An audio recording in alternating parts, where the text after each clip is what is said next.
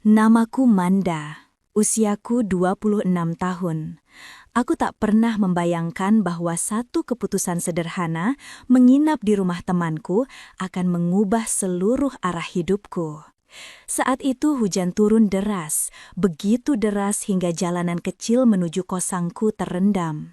Ponselku mati, dompetku tertinggal, dan hanya ada satu orang yang bisa kuhubungi lewat ponsel temanku, Salsa. "Aku nginep di rumahmu saja boleh?" tanyaku tanpa berpikir panjang. "Tentu boleh, Man. Kebetulan rumah lagi sepi, cuma ada omku," jawabnya ringan. Aku tak berpikir apa-apa soal omnya itu. Bagiku, itu hanya kerabat dewasa yang tak akan bersinggungan denganku lebih dari batas sopan. Maka sore itu aku ikut Salsa pulang ke rumahnya di pinggiran kota. Rumah itu besar dan tenang. Saat aku turun dari motor, seseorang berdiri di teras. Seorang pria dewasa dengan wajah tenang, sorot mata tajam namun hangat. Ia tersenyum sopan. "Ini Om Jerry," kata Salsa mengenalkanku.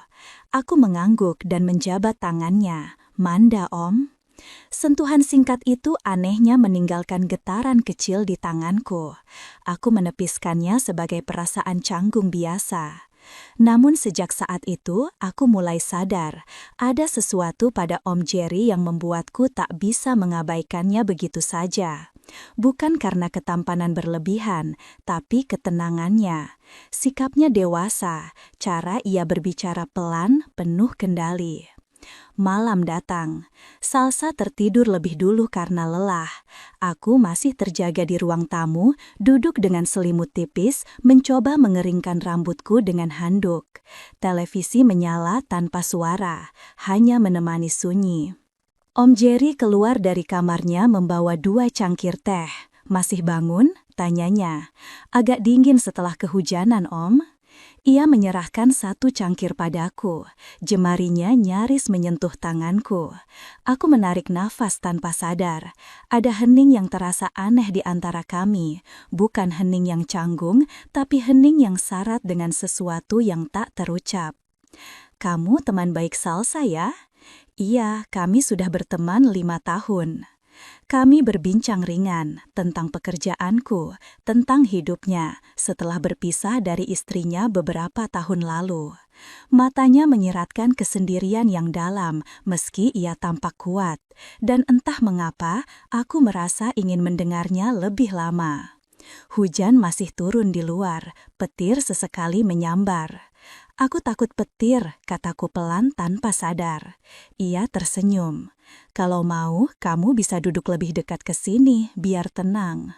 Aku ragu sepersekian detik, lalu aku bergeser. Jarak kami tinggal beberapa puluh sentimeter. Aku bisa mencium aroma sabunnya yang sederhana. Bersih, tenang. Jantungku berdegup tak wajar. Aku tak tahu sejak kapan perasaan itu mulai lahir. Yang ku tahu, malam itu terasa berbeda. Ada sesuatu yang perlahan tumbuh, senyap, hangat, dan berbahaya jika diteruskan. Dan aku belum sadar bahwa malam itulah awal dari hubungan yang seharusnya tak pernah ada.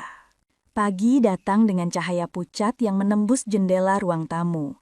Aku terbangun di sofa dengan selimut masih menutup sebagian tubuhku. Aroma teh semalam masih samar tertinggal di udara. Untuk beberapa detik, aku lupa di mana aku berada. Sampai mataku menangkap sosok itu. Om Jerry berdiri di dapur kecil dekat ruang tamu, mengenakan kemeja rumah sederhana. Ia sedang menyiapkan sarapan. Pemandangan yang seharusnya biasa saja, tapi entah kenapa membuat dadaku terasa hangat dan sesak bersamaan. "Oh, kamu sudah bangun," katanya sambil menoleh. Senyumnya ringan, sopan, sama seperti malam tadi. Iya Om, maaf, aku ketiduran di sini." "Tidak apa-apa, kamu pasti capek kehujanan semalam. Salsa masih tidur." Aku duduk perlahan, jantungku berdetak terlalu cepat hanya karena dia menyebut namaku semalam dengan nada yang tenang. Aku mencoba menenangkan diriku.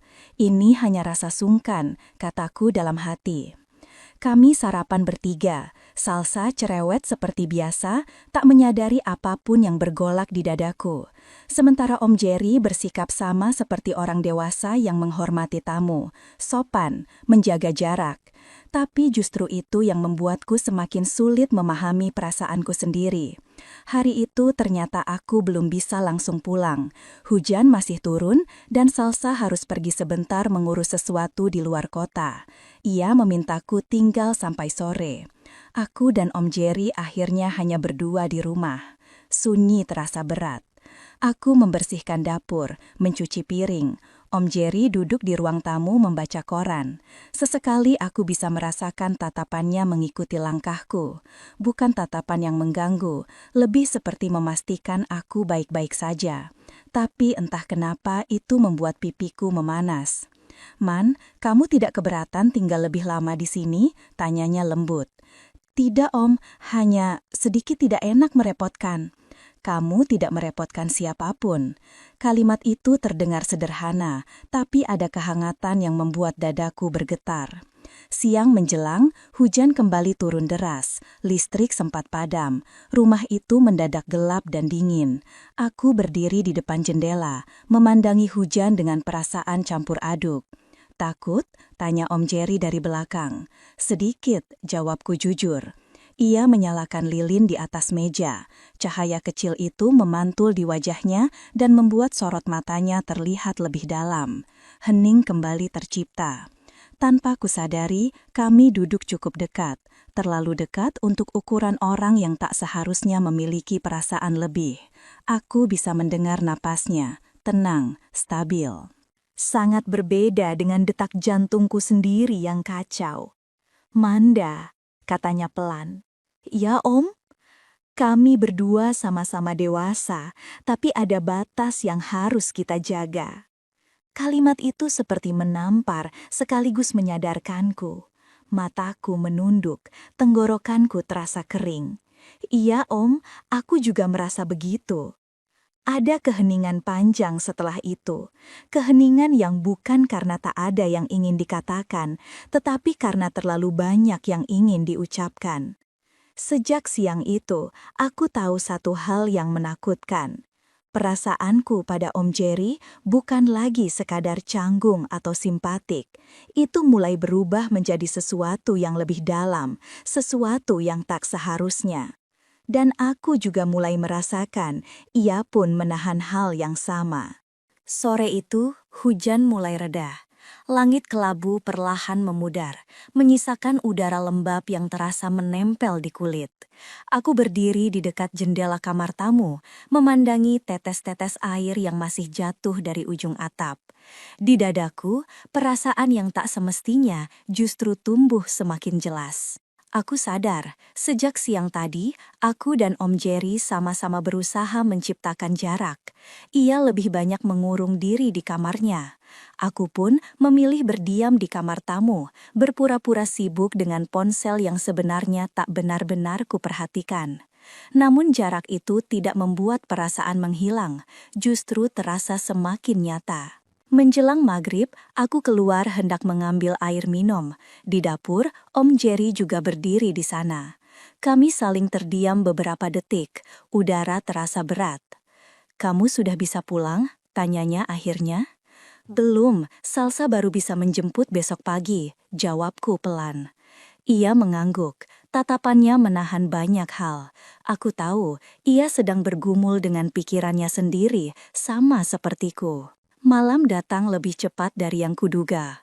Hujan kembali turun, lebih pelan tapi panjang. Salsa mengirim pesan bahwa ia tak bisa kembali malam ini. Aku resmi harus menginap 1 malam lagi. Aku gelisah. Kami makan malam dalam diam, tak ada obrolan panjang seperti kemarin, hanya suara sendok, hujan, dan detak jam dinding yang terasa kian nyaring. Aku mencoba bersikap biasa, tapi hatiku sama sekali tidak tenang. Selesai makan, aku duduk di ruang tamu. Om Jerry hendak masuk ke kamarnya, lalu berhenti di ambang pintu. "Manda," panggilnya lirih. "Ya, Om." Ia ragu sejenak. "Kita perlu bicara." Dadaku berdegup keras. Aku mengangguk. Kami duduk berhadapan, masih dengan jarak yang terjaga. Lampu temaram menggantung di antara kami seperti garis batas yang rapuh. Aku tidak ingin kamu salah paham, katanya perlahan. Perasaan yang mungkin kita rasakan ini bukan sesuatu yang boleh diteruskan. Aku menelan ludah. Aku tahu, Om, aku juga berusaha menyingkirkannya. Tapi perasaan itu tidak bisa langsung hilang. Matanya menatapku lebih lama dari yang seharusnya. Ada luka, ada keinginan, ada penyesalan bercampur menjadi satu. Kamu masih muda, Manda. Hidupmu masih panjang. Jangan kamu ikatkan perasaanmu pada seseorang seperti aku. Kata-katanya menusuk, tapi juga menyadarkanku. Air mataku hampir jatuh. Om Jerry juga berhak bahagia, jawabku lirih. Dan mungkin karena sama-sama sepi, kita jadi salah mengartikan rasa. Ia menarik nafas panjang. Mungkin benar. Hening kembali memeluk kami. Kali ini tidak hangat, melainkan perih. Aku akan menjaga jarak, ucapnya tegas namun lembut. Bukan karena aku tidak peduli, justru karena aku peduli. Malam itu aku kembali ke kamar dengan dada sesak. Untuk pertama kalinya sejak aku mengenal Om Jerry, aku benar-benar merasa takut. Takut pada diriku sendiri, takut pada perasaan yang semakin dalam. Aku mulai menyadari, hubungan ini bila terus dibiarkan hanya akan melukai banyak orang. Dan aku belum tahu apakah aku mampu benar-benar melepaskannya. Pagi datang tanpa suara. Aku terbangun dengan mata sembab karena hampir semalaman tak bisa tidur. Kata-kata Om Jerry terus berputar di kepalaku, tentang jarak, tentang batas, tentang rasa yang seharusnya tidak tumbuh. Aku keluar kamar pelan-pelan. Di ruang tamu, Om Jerry sudah duduk sambil menyeruput kopi. Tatapan kami bertemu sebentar, lalu sama-sama berpaling. Tak ada lagi kehangatan kecil seperti hari pertama. Kini segalanya terasa kaku, namun justru itulah yang membuat dadaku semakin nyeri. Tak lama kemudian, pintu depan terbuka. Salsa pulang. "Maaf banget, Man, aku baru bisa balik pagi ini," katanya ceria. Ia memelukku singkat seperti biasa. "Om, makasih ya udah nemenin Manda." Om Jerry mengangguk tenang. "Sama-sama." Namun entah mengapa, sejak saat itu aku merasa tatapan Salsa padaku berubah. Ia mulai memperhatikanku lebih lama.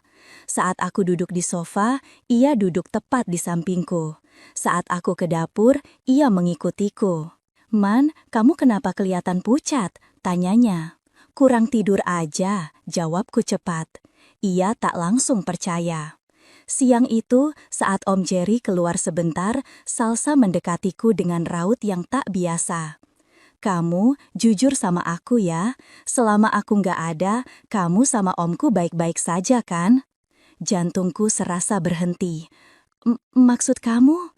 Perasaanmu kelihatan aneh. Dari kemarin aku perhatiin," katanya tajam namun masih berusaha tersenyum. Aku menunduk, lidahku terasa keluh. Tak ada yang bisa kujawab selain menggeleng pelan. Salsa menarik napas. "Kalau ada apa-apa, bilang, aku sahabatmu." Kata itu menusukku lebih dalam dari tuduhan apapun. Sahabat, orang yang paling tak seharusnya aku sakiti. Sejak saat itu, suasana berubah. Aku tak lagi bisa menatap Om Jerry lama-lama. Ia pun menjaga dirinya semakin ketat. Kami seperti dua orang asing yang saling memendam perasaan di rumah yang sama. Malam sebelum aku pulang, Om Jerry menghampiriku di teras sebentar. "Manda," katanya pelan, "apapun yang terjadi, aku tidak ingin kamu menyesal pernah datang ke sini." Aku menggeleng. Aku hanya menyesal karena perasaan itu muncul. Ia tersenyum pahit. Kadang perasaan bukan salah kita. Yang menjadi salah adalah pilihan setelahnya. Aku menatapnya lama. Untuk pertama kalinya, aku melihat matanya benar-benar basah. Dan aku tahu, perpisahan ini tak akan mudah. Hari terakhirku di rumah itu terasa jauh lebih berat daripada yang kubayangkan. Suasana yang biasanya hangat, kini terasa seperti ruangan yang menahan banyak rahasia. Sementara Salsa sibuk menyiapkan barang-barangku untuk pulang, aku justru merasa semakin gelisah. Setiap langkah, setiap suara, setiap tatapan kecil, semua terasa menegangkan. Sebelum berangkat, aku pamit kepada Om Jerry. Aku meminta waktu beberapa menit berbicara berdua dengannya. Salsa sempat menatap curiga, tapi ia tidak melarang. Kami berdiri di dekat pintu belakang, tempat yang sepi, hanya terdengar suara angin dari pohon rambutan di halaman. Om, suaraku bergetar. Maafkan aku kalau kehadiranku justru membuat semuanya jadi rumit. Om Jerry menatapku lama, seperti mencari kata yang tepat. Bukan salah kamu, Manda. Kita hanya terlalu manusia. Aku menunduk, dadaku terasa sesak. Aku takut, kataku lirih. Takut apa? Takut aku akan selalu mengingat perasaan ini. Takut aku nggak bisa pura-pura biasa kalau bertemu Om lagi. Ia tersenyum pahit. Aku juga merasakannya. Keheningan jatuh di antara kami. Namun keheningan itu bukan kosong. Justru penuh dengan kata-kata yang tak terucap. Penuh dengan rasa yang seharusnya tidak ada. Manda, katanya pelan, kita tidak boleh melanjutkan semua ini. Kamu terlalu muda, masa depanmu masih panjang. Dan aku orang yang seharusnya menjaga, bukan membuatmu bimbang. Aku bisa melihat rahangnya mengeras, seakan ia sedang menahan perasaan yang sejak awal berusaha ditepisnya. Om gak perlu menjaga aku, sahutku pelan. Aku hanya ingin jujur kalau aku menyukai Om lebih dari seharusnya. Mata Om Jerry memerah. Ia menutup wajahnya sejenak, seperti menahan perasaan yang hendak pecah. Andai dunia sesederhana perasaan kita, katanya lirih. Tapi kita tidak hidup di dunia itu. Aku terdiam. Ia benar. Salsa, sahabatku, keluarga, umur, norma, semua itu berdiri seperti dinding tebal yang tidak mungkin diterobos. Perasaan boleh nyata, tapi kenyataanlah yang menentukan jalan. Aku akan menjauh dulu, katanya akhirnya. Bukan karena aku tidak peduli, justru karena aku harus menghentikan semuanya sebelum kamu atau Salsa terluka. Dadaku mencelos, seolah mendengar penolakan paling lembut namun paling menusuk. Kalau suatu hari kita bertemu lagi, lanjutnya, anggap semua ini hanya fase, bukan tujuan. Aku tersenyum kecil, pahit namun mengerti. Om, terima kasih untuk kebaikan Om, untuk perhatian Om, untuk semuanya. Dan untuk pertama kalinya, ia meraih tanganku sebentar. Hanya genggaman singkat, tepat, terukur, tanpa melewati batas. Tapi cukup untuk membuatku mengingatnya seumur hidup. Ketika genggamannya terlepas, seolah seluruh kehangatan itu ikut pergi. Di depan rumah, Salsa memanggilku. Man, ayo kita pulang. Aku mengangguk, menahan napas agar suaraku tidak pecah. Sebelum melangkah pergi, aku menoleh satu kali. Om Jerry berdiri di ambang pintu belakang, memberi senyum kecil, senyum lelah yang menyimpan banyak rasa. Dalam hati aku bergumam. Beberapa perasaan tidak diciptakan untuk dimiliki. Ada yang hanya diciptakan untuk dikenang. Dan itulah akhir dari kisah kecil yang hampir merusak segalanya. Namun juga mengajarkanku arti batas, arti kedewasaan, dan arti sebuah keputusan. Waktu memang berjalan, cepat tanpa pernah menunggu siapapun untuk siap. 2 tahun berlalu sejak hari aku meninggalkan rumah itu, sejak meninggalkan Om Jerry, sejak meninggalkan perasaan yang tak sempat tumbuh, sejak aku memilih pergi demi menjaga semuanya tetap utuh. Aku sibuk dengan hidupku sendiri, lulus kuliah, bekerja, bertemu banyak orang baru. Aku tertawa lagi, menangis lagi, jatuh lagi, dan bangkit lagi. Tapi ada satu nama yang selalu tinggal diam di sudut hatiku. Bukan untuk dimiliki, hanya untuk dikenang. Aku bertemu Raka di tempat kerjaku, pria sederhana, hangat, dan sabar. Ia tak pernah menuntut lebih dari yang bisa kuberikan. Ia menyayangiku dengan cara yang tenang, tanpa menguasai, tanpa memaksa. Dan perlahan, aku belajar kembali mencintai tanpa rasa takut. Saat Raka melamarku, aku menangis, bukan karena ragu, tapi karena aku tahu kenangan lama masih ada, meski tak lagi menyakitkan. Aku menjawab iya dengan suara bergetar. Beberapa bulan kemudian, undangan pernikahanku tersebar. Salah satunya sampai ke tangan Salsa. Ia menghubungiku dengan suara penuh haru. "Man, akhirnya kamu bahagia juga." Aku tersenyum. Iya, aku bahagia. Dan di antara kebahagiaan itu, ada satu nama yang tak pernah kami sebut, tapi kami berdua sama-sama tahu siapa orangnya. Hari pernikahanku tiba. Aku berdiri di depan cermin dengan gaun putih sederhana. Raka menungguku di pelaminan dengan senyum gugup yang tulus. Di antara tamu yang hadir, aku melihat Salsa duduk di barisan tengah. Ia melambaikan tangan kecil padaku. Aku membalasnya dengan senyum lebar. Dan di barisan paling belakang, aku melihat sosok yang sangat kukenal, Om Jerry. Ia terlihat lebih tua, lebih tenang, lebih jauh. Tatapan kami bertemu sesaat. Tidak ada senyum lebarnya seperti dulu. Hanya anggukan kecil, satu anggukan yang penuh makna. Seakan berkata, "Aku bahagia kamu sampai di titik ini." Dadaku bergetar, tapi aku tetap melangkah.